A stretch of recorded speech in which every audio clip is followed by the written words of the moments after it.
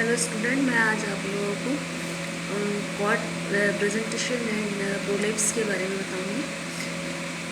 जो फिटस होता है, फिटस का जो प्रेजेंटिंग पार्ट के बाजू से जो कॉर्ड होती है, अम्बिलिकल कॉर्ड, वो नीचे की ओर खिसक जाती है। यह एक असामान्य स्थिति होती है। यह निम्न प्रकार से उत्पन्न हो सकती है, जैसे कि जो प्रिंट जो चित्र में दिखाया जा रहा है, ये यूट्रस है और यूट्रस के अंदर बेबी गर्भस्थ शिशु फिटस है, और इसका ये जो कॉर्ड है और ये इसका वेजाइना, ठीक है। तो ये जो कॉर्ड है, ये दिख रहा है, ये कॉर्ड बाहर आता हुआ दिखाई दे रहा है, यहाँ से ये वेजाइना से होते हुए बाहर आते हुए दिखाई दे रहा है, ठीक है। तो इसमें हम देखेंगे कॉर्ड प्रेजेंटेशन क्या होता है और कॉर्ड प्रोलेप्स क्या होता है। कॉर्ड प्रेजेंटेशन मीन्स वह स्थिति जब क्या होता है कि यह स्थिति जब कि जो नाभिनाल होता है, जो कॉर्ड होता है, वो जो होता है प्रेजेंटिंग पार्ट के सामने या आगे स्थित होता है एवं झिल्लियाँ फटी हुई नहीं होती, ठीक है।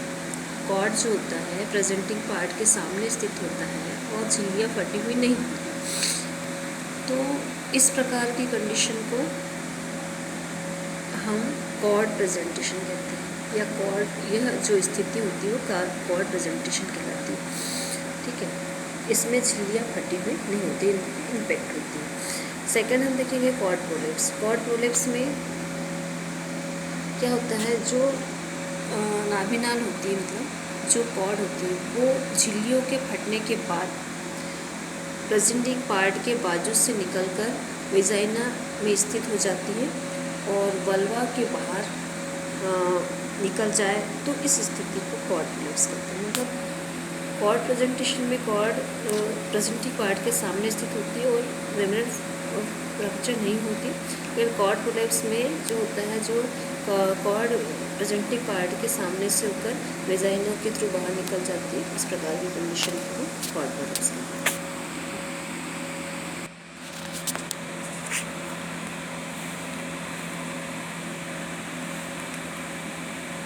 नेक्स्ट हम देखेंगे, हालांकि उन जो भी ये तीन स्थिति हमने बताया, इसको कॉर्ड प्रोलेप्स के अंतर्गत ही हम रखते हैं। कॉर्ड प्रोलेप्स के बाद जो फीटस होता है पेल्विस के नीचे की ओर खिसक जाता है।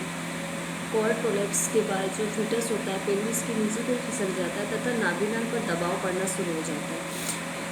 ऐसा होने से जो गर्भस्थ शिशु होता है, जो फीटस होता है, वो ब्लड सर्कुलेशन तथा ऑक्सीजन की कमी हो जाती है और कमी होने की संभावना होती है, जिसके कारण क्या होता है, गर्भस्थ शिशु में को तुरंत डिलीवरी की आवश्यकता होती है।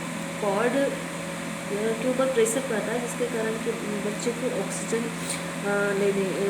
की कमी हो जाती है और ब्लड की कमी होगी, तो ऑलरेडी ऑक्सीजन की कमी होगी, ब्लड सर्कुलेशन ठीक से नहीं हो पाएगा, तो ऐसी कंडीशन में तुरंत डिलीवरी की आवश्यकता होती है। अब हम देखेंगे कि इसके कॉज क्या क्या हो सकते हैं। कॉर्ड प्रोलेप्स है या कॉर्ड प्रेजेंटेशन है, इसके कारण क्या क्या हो सकते हैं।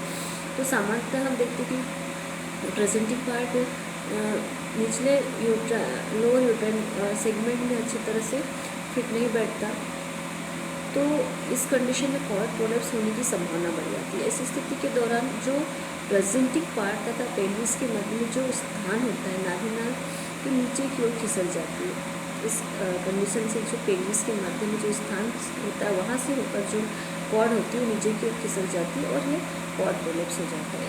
इसके और भी मुख्य कारण हो सकते हैं, जैसे कि हम देखेंगे माल प्रेजेंटेशन, ठीक है। माल प्रेजेंटेशन में क्या होता है, माल प्रेजेंटेशन में कॉर्ड प्रोलेप्स होने की संभावना हो जाती है, बढ़ जाती है, जैसे कि ट्रांसवर्स लाई है, फ्रैंक है, ब्रिज प्रेजेंटेशन है, कंप्लीट ब्रिज प्रेजेंटेशन है, फुटलिंग प्रेजेंटेशन है इत्यादि।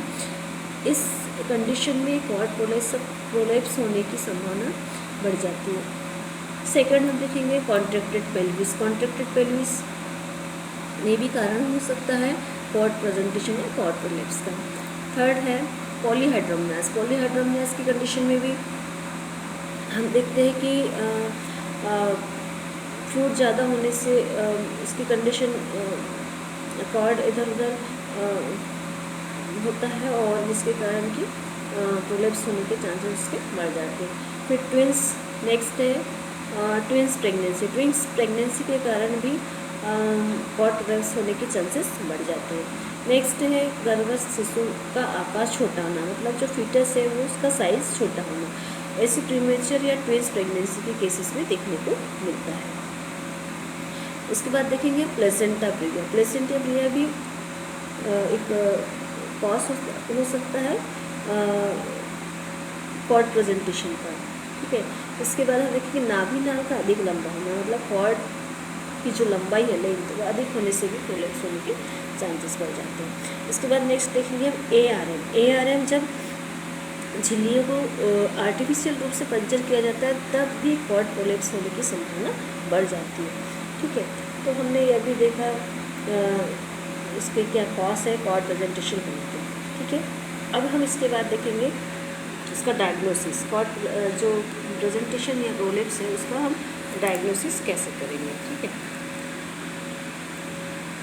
तो डायग्नोसिस करने के लिए जैसे कॉर्ड प्रेजेंटेशन, इसका निदान हम बिना फटी हुई झिल्लियों से होकर नाभिनाल की धड़कन को महसूस करवा सकते हैं।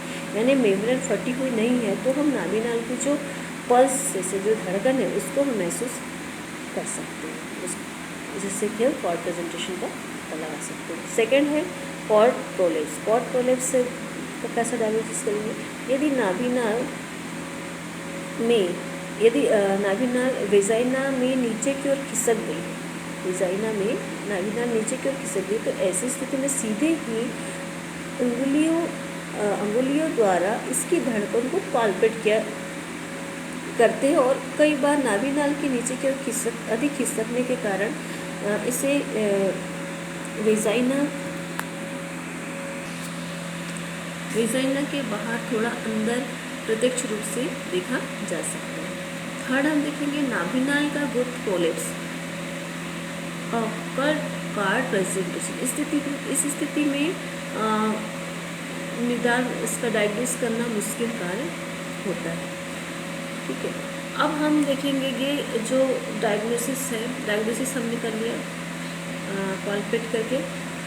अब इसके बाद देखेंगे नाभिनाल प्रोलेप्स होने के क्या कॉम्प्लिकेशन हो सकते हैं, उसके खतरे क्या हो सकते हैं। कॉर्ड प्रोलेप्स हो गया तो उसके खतरे क्या हो सकते हैं। तो इसमें फर्स्ट हम देखेंगे मैटरनल डेंजर्स। मैटरनल डेंजर्स यानी जो वुमेन्स है, प्रेग्नेंट जो गर्भवती महिला, उसको क्या खतरे हो सकते हैं।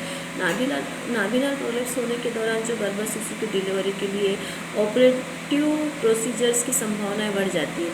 मतलब यदि जो कॉर्ड प्रोलेप्स हो गया है तो फिर उसको ज़्यादातर के हम सीजरियन सेक्शन ही करने की संभावना बढ़ जाती है।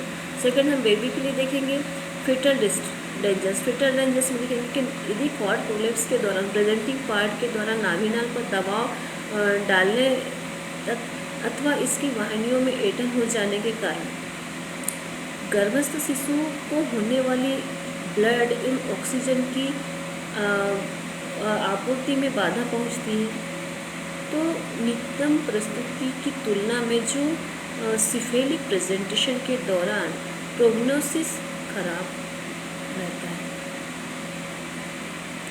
तो नितंब प्रस्तुति मतलब ब्रिस्ट प्रेजेंटेशन के दौरान जो प्रेजेंटेशन के दौरान जो प्रेजेंटिंग पार्ट जो होता है वो सॉफ्ट होता है, जो कि नाभिनाल पर अधिक दबाव नहीं डालता। इसके विपरीत सिफेलिक प्रेजेंटेशन के दौरान हम देखते हैं तो नाभिनाल तुलना में अधिक दबाव होता है।